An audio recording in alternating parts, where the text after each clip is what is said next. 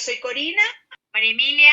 Mariana, ¿de qué hablaremos el día de hoy? Hoy vamos a hablar de archivos y biblios entre series y pelis. Muy bien. Bueno, Verán, una cosa importante.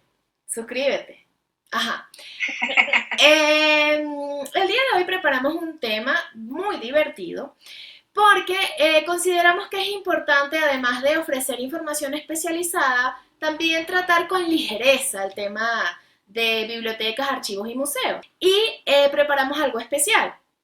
Cada una hizo una recopilación de escenas emblemáticas de películas y series donde aparecen museos, bibliotecas, archivos y otros centros de información y documentación.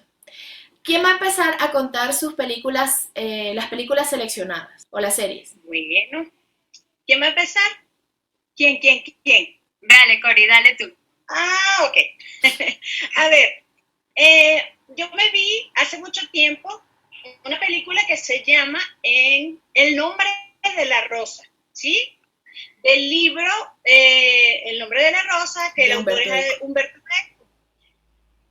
Fíjense ustedes, esa película yo la he visto ya 5 veces, me leí el libro y es sumamente interesante porque trata de un monasterio de franciscanos en el cual se reúne todos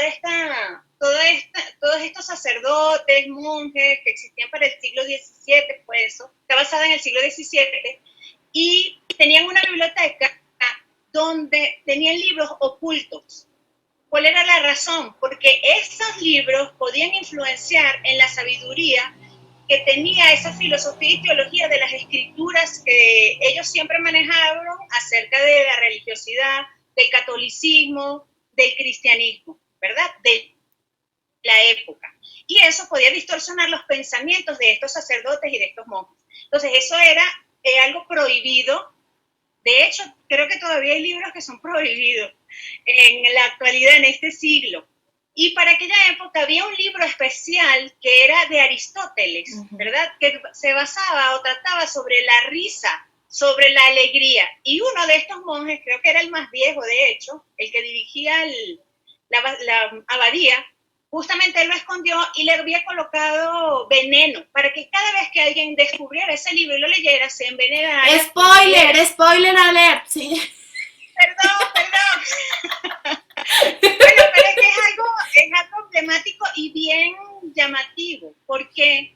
Porque es una de las formas en que la iglesia ocultaba esas ideologías y esas ideas que cada quien podía manifestar y manejar de acuerdo a su criterio.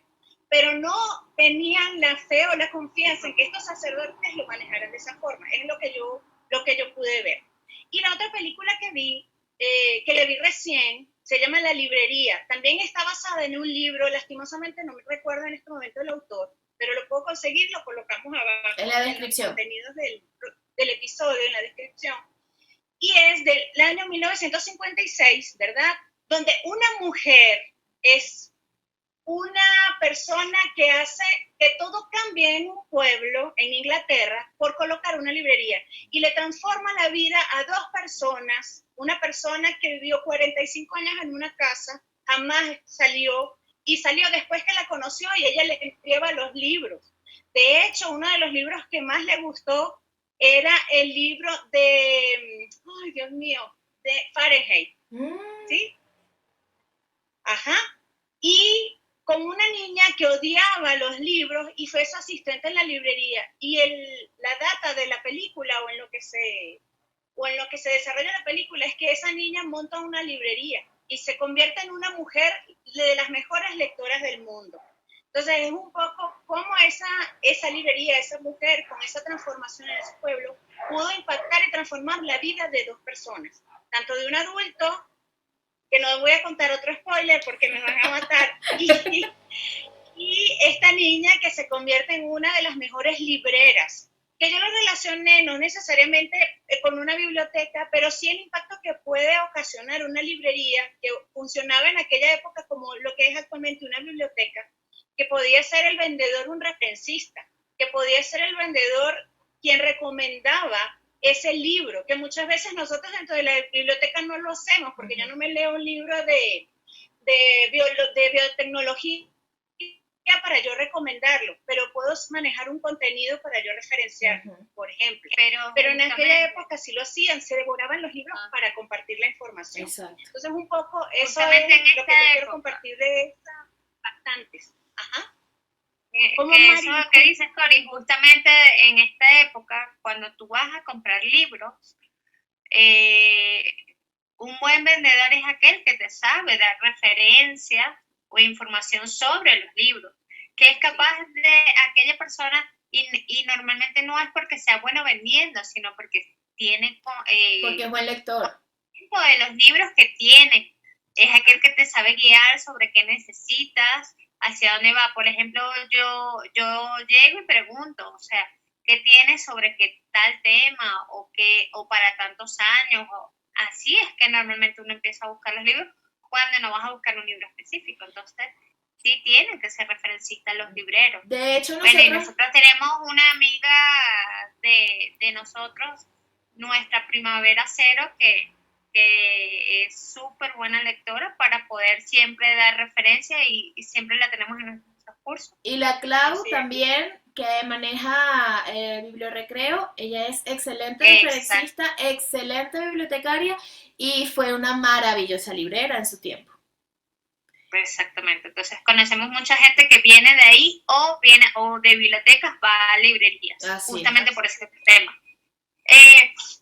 Comentando eso que dice Cori, hay muchas series viejas, por lo menos que yo he visto, donde a veces no solo una emblemática escena, sino en general se desarrollan algunas cosas en bibliotecas o en archivos. Por ejemplo, cuando yo estaba chama, hace mucho tiempo atrás, veía una serie que se llamaba Buffy la Cazavampiros.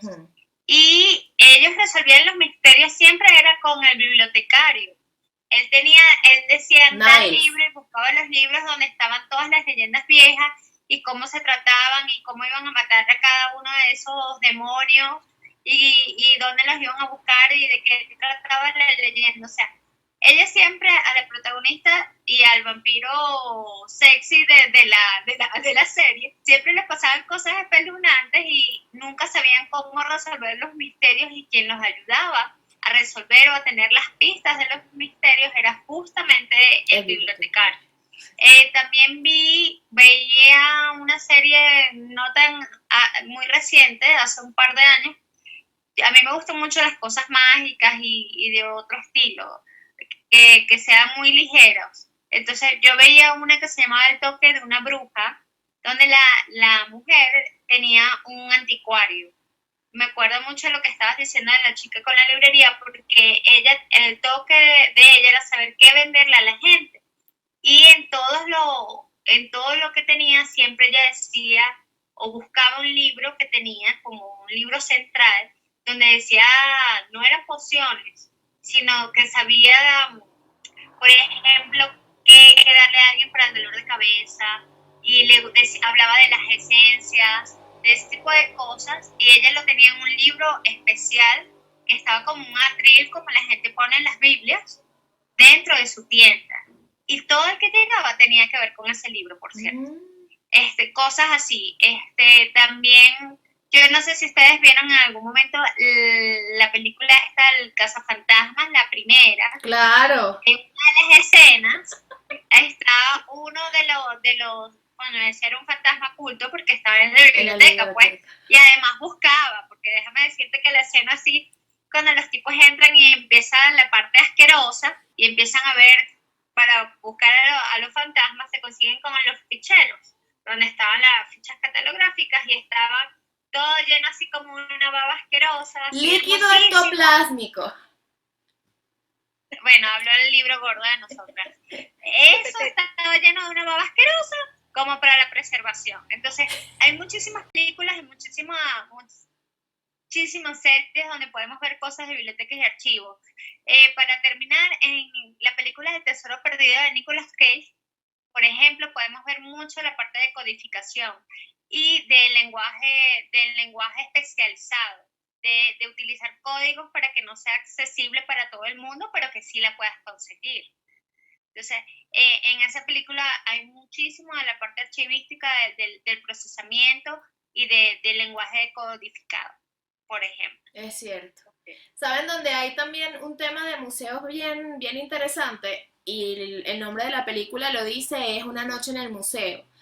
Y También. o sea, a mí me llama mucho la atención cómo se la jugaron en esta película, porque muestran que el museo no siempre va a ser aburrido y que todos estos Exacto. personajes tienen una vida súper interesante y tienen personalidades y tienen rasgos que los Historia. identifican.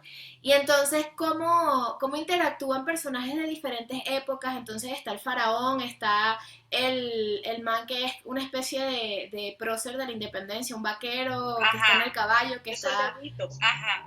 los soldaditos. Los O sea, soldaditos de plomo. exacto.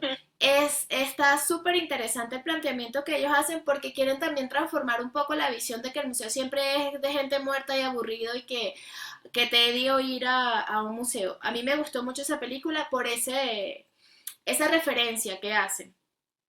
Adicional, como yo me transporto en varios mundos, la película que a mí más me gusta, que hace referencia al tema archivístico, es Monster Inc. Monster Inc. ¿Por qué? Porque la descripción de las puertas y las palabras clave están asociadas a una tarjeta y tú pasas la tarjeta por una máquina y automáticamente e inequívocamente te va a traer la puerta que está descrita. Es decir, ahí hay un sistema archivístico que funciona súper bien y que además está automatizado. O sea, ¿qué más podemos pedir de la vida? Nada más. Y en Monster University a mí me gustó mucho una escena porque me da mucha risa del tema del el modelo que tienen de la bibliotecaria. Y es que una de las pruebas en el rally que ellos están haciendo en la universidad es precisamente dentro de la biblioteca. Si haces ruido y haces enojar a la bibliotecaria te expulsa y te lanza por una ventana y te saca de la biblioteca. O sea, eso es uno de los paradigmas más duros que hay que cambiar en la visión de la bibliotecaria, ¿no? Que es la mostra horrible que tiene un moño y unas gafas y está vigilándote todo el tiempo para hacerte shhh y ¡pah! Te lanza por la ventana porque no estás cumpliendo con las normas del silencio. No siempre es así, pero esa escena me parece muy divertida. Y reciente vi una serie que se llama Sex Education y hay una escena que me pareció muy conmovedora y me pareció también que cumple también con muchos preceptos de lo que es una biblioteca, ¿no? Resulta que hay unas chicas que se meten en problemas y las mandan castigadas a la biblioteca. ¿Te suena? Sí, a todos nos pasó alguna vez que nos mandaron castigados a la biblioteca. Y para superar ese castigo, estas chicas tienen que ponerse de acuerdo en qué es lo que tienen en común, todas. Resulta que más que el género, no tienen nada en común, son todas completamente diferentes, personalidades diferentes, gustos diferentes. Pero al terminar su estadía en la biblioteca, ellas se dan cuenta que sí tienen algo en común. Y es que todas han sufrido de alguna manera abuso de entes masculinos. Y entonces hay una escena de sororidad ahí muy, muy solidaria, muy, muy emotiva, y a mí me llamó mucho la atención y me gustó mucho que fuese en la biblioteca, que fuese en ese espacio donde ellas sintieron la libertad de conversar acerca de todo lo que les ha pasado con respecto a este tema. Y de ahí ellas salen mucho más unidas, mucho más fuertes como mujeres, apoyándose a pesar que todas son diferentes, todas tienen una visión de la vida completamente distinta. Esto forma parte de la última temporada, una de las escenas de la última temporada, de verdad yo les recomiendo que la vean. Está muy, muy bonita cómo la trabajaron y por supuesto fue en la biblioteca, así que me encantó mucho cómo lograron la escena. Creo que la escena que describes ahorita describe de alguna manera la biblioteca, porque como son las personas así de diferentes tienen temas en una biblioteca o en un archivo o no sé, pero todos convergen en algún punto. Exacto. Y es justamente en brindar información, en brindar conocimiento, que es lo que hacen cada uno de nuestros centros de información. Y ofrecerle un espacio seguro para que tú seas como quieras ser. Exacto. Pero aquí también se ve lo que hablábamos la semana pasada de los ODS, de la parte de igualdad de género, que hablábamos de los espacios seguros. Exacto. Y de los espacios donde las personas sienten un respaldo, una apertura total. Así es. Independientemente de como lo están explicando, de sus ideas, de sus pensamientos, de sus formas de vida. Así totalmente. Así Es un espacio que se logra muchísimo en bibliotecas, sobre todo en bibliotecas. Sí, porque sobre todo en bibliotecas. En archivo es más que voy a buscar una información específica y busco mi información y me retiro. Quizás no sé, nunca he asistido a buscar una información en un archivo, realmente. En el museo tú vas como más a recrearte, a ver, a verificar un poco de historia, de curiosidad, pero en la biblioteca creo que hay mucho más el espacio de que te sientas, puedes pasar horas en un espacio sin que nadie te diga retírate, vete, se te acabó el tiempo, ¿no? Porque va a llegar otro poco de gente y necesitan que el espacio en el museo salga para poder entrar a otro grupo y hacerle un tour, por decir. Entonces creo que un espacio más como ese de la escena de esta serie que está comentando Mariana es un espacio idóneo para que la gente permanezca el tiempo que necesite y no solo para la información o para el enriquecimiento de su conocimiento, sino para converger, encontrarse, puntos de encuentro, espacios de tranquilidad, de esparcimiento y de encontrar un sitio seguro. Y de reflexión. Para concluir, chicas, cuenten. Yo creo que existen muchas series, películas, incluso libros que tratan sobre este tema, que está sumergida en los centros de información, museos, archivos, bibliotecas, incluso librerías, que nos pueden dar mostrar alguna escena importante y relevante que puede dejarnos un mensaje y ayudarnos y permitirnos reflexionar con respecto en qué nos benefician estos espacios, cómo nos benefician, cómo nos nutren. Y una de las ideas de este episodio justamente es poder comentar y mostrarles a ustedes, quienes nos escuchan y comparten con nosotros un poco acerca de estas escenas y de estas escenas emblemáticas que quizás a nosotros nos han llamado la atención de alguna forma y ustedes viendo o leyendo les puede llamar de otra. Bueno, yo creería que de este tipo de episodios pueden surgir algunos otros porque vimos muchísimas series. Le comentaba a las muchachas cuando estábamos hablando de la conformación del capítulo que vi recientemente uno que se llama Super Wild, que es para preguntar por qué es, que trata de un club de niños lectores.